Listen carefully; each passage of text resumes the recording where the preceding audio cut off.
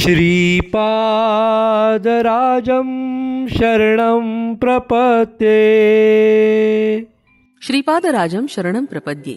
अध्याय 37. छिन्नमस्ता देवीचं वर्णन. बंगारय्या आणि बंगारम्मा यांचा निरोप घेऊन त्यांनी दिलेल्या चर्मपादुका घेऊन आम्ही प्रवासास प्रारंभ केला. आम्ही एका अरण्यातून चाललो होतो. जाता जाता एका वटवृक्षाखाली विश्रांतीसाठी थांबलो.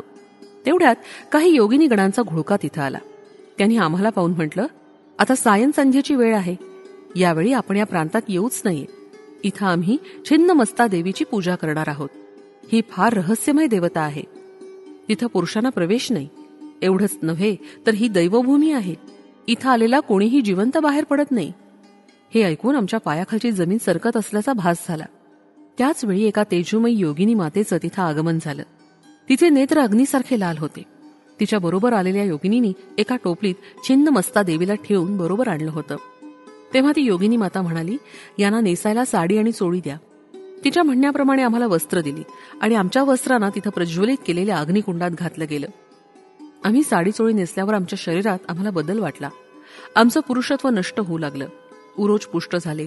सारं पुरुषत्व नष्ट होऊन स्त्री रूप प्राप्त झालं. आमचं नाव नवीन प्रकारानं ठेवण्यात आलं. माझं नाव शंकरम्मा आणि धर्मगुप्ताचं नाव धर्मम्मा असं ठेवण्यात आलं. आम्हाला भोजनार्थ मांस पदार्थ दिले गेले. पिण्यास मदिरा दिली गेली. दिवसा माणसाप्रमाणे आणि रात्रीच्या वेळी मोठ्या वाघाप्रमाणे संचार करणाऱ्या वाघाबद्दल आम्ही बरंच ऐकलं होतं. परंतु याप्रमाणे देवता पूजा असते किंवा योगीजन केवळ संकल्पानं पुरुषाला स्त्री रूपात बदलू शकतात असं मला स्वप्नात सुद्धा वाटलं नव्हतं. आम्हाला भयग्रस्त करून नृत्य करवण्यात आलं. तेवढ्यात योगिनी माता म्हणाली, कबंध मुनी हे परिवर्तनशील जगताचे अधिपती आहेत. परिवर्तन शक्तीलाच छिन्नमस्ता देवी असं म्हणतात. या जगात वृद्धी आणि क्षय सर्वदा चालूच असतो. क्षीणत्व कमी झालेल्या वेळी विकासाचा स्तर आपोआप वाढतो. त्यावेळी भुवनेश्वरी देवीचं प्रागट्य होतं. या उलट क्षीणत्व अधिक होऊन विकासवृद्धी कमी झाल्यास छिन्नमस्ता देवीचं प्राधान्य असतं. या महामातेचं स्वरूप अत्यंत रहस्यमय आहे. एकेवेळी पार्वती देवी आपल्या सखीबरोबर मंदाकिनी नदीवर स्नानासाठी गेली होती. स्नान झाल्यावर दोन्ही सखींना खूप भूक लागली. त्यामुळे त्या कृष्णवर्णा झाल्या. तेव्हा पार्वती देवीनं थोडं थांबण्यास सांगण्यात आलं. थोडा वेळ झाल्यावर सखीनं पुन्हा एकदा जेवणाची मागणी केली. यावेळी सुद्धा तिला थोडं थांबण्यास सांगण्यात आलं. असं अनेक वेळा झालं. तेव्हा मात्र पार्वती देवीनं आपल्या खड्गानं मस्तक तोडून टाकलं. त्यावेळी कंठातून रक्ताच्या 3 धारा वाहू लागल्या. 2 धारा तिनं दोघी सखींना पिण्यास दिल्या आणि एका धारेचं स्वतः प्राशन केलं. मस्तक छेदन केल्यामुळं तिला छिन्नमस्ता म्हणतात. अर्धरात्री केलेली छिन्नमस्ता देवीची उपासना फार चांगलं फळ देते. शत्रूवर विजय मिळवण्यासाठी, शत्रूच्या समूहाला थांबवून ठेवण्यासाठी, राज्यप्राप्तीसाठी, दुर्लभ अशा मोक्ष प्राप्तीसाठी तिची उपासना अत्यंत फलदायी ठरते. 4 दिशा या महामायेची वस्त्र आहेत. तिच्या नाभिस्थानात योनिचक्र असतं. कृष्ण म्हणजे तामस गुण आणि रक्तवर्ण म्हणजे राजस गुण. या दोन्ही गुणांनी युक्त अशा सखी तिच्या बरोबर सतत असतात. तिनं आपलं शिर खंडन केलं तरी सुद्धा ती सजीवच राहिली. याचा योग भाषेत अर्थ असा होतो की ती परिपूर्ण अंतर्मुखत्वाचं प्रतीक आहे. अग्निस्थान असलेल्या मणिपूर केंद्रात छिन्नमस्ता देवीचं ध्यान योगीजन करत असतात. ही हिरण्यकश्यपूची उपास्य देवता आहे.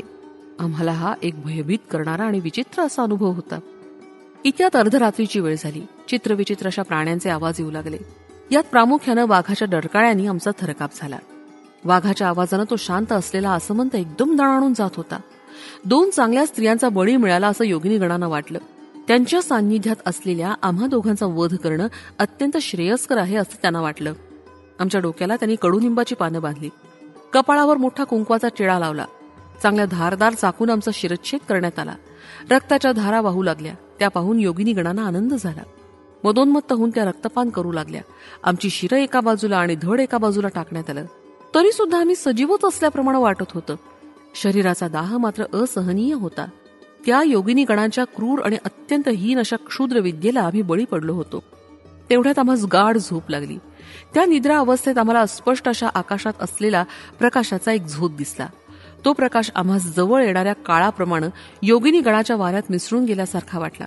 आमची शिरं पुन्हा आमच्या धडांना येऊन चिकटली असं वाटलं. आम्ही नेहमीप्रमाणे झोपेतून जागे झालो. आमच्या अंगावर साडी चोळी होती. नंतर आमची स्त्री लक्षणं हळूहळू लोप पावू लागली आणि पुरुष लक्षणं स्पष्ट होऊ लागली. रात्रीच्या अग्नीमध्ये आमची स्त्री वस्त्र दग्ध होऊन आता त्या ठिकाणी नवीन पुरुष वस्त्र आली. स्नानादी करून आम्ही ती नवीन वस्त्र धारण केली. एवढ्यात एक वाटसरू आमच्या मध्ये येऊन मिळाला. तो आम्हाला म्हणाला, मित्रांनो, काल रात्री तुम्ही पाहिली ती एक प्रकारची योग प्रक्रिया आहे. तुमच्या शरीरातील स्त्री तत्व अत्यंत शुद्ध करण्यात आलंय. प्रत्येक शरीरात स्त्री आणि पुरुष तत्व अशी दोन्ही तत्व असतात. या दोन्ही तत्वांची शुद्धी झाल्याशिवाय योग शक्ती विश्व चैतन्यातून प्रवाहित होत नाही. तुमच्यातील विश्व चैतन्यातून आवश्यक तेवढी शक्ती प्रवाहित होत आहे. आत्म्याला स्त्री पुरुष असा भेद नसतो. तो या दोन्ही तत्वांच्या आधाराच्या अतीत आहे. तुम्ही श्रीपाद श्रीवल्लभांच्या दयेनं योगिनी गणांच्या असाधारण योग प्रक्रियेनं अनुपमेय अशी करुणा प्राप्त करून घ्याल. कितीही प्रयत्न केले तरी प्राप्त न होणारी अशी सुषुम्ना मार्गाची तुम्हाला ओळख झाली. यापेक्षा महान भाग्य ते कोणतं?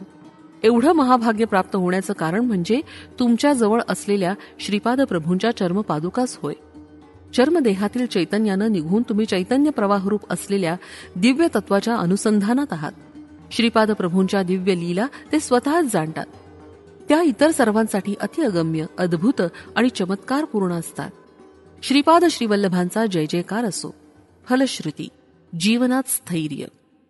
श्रीपादराजं शरणं प्रपद्ये.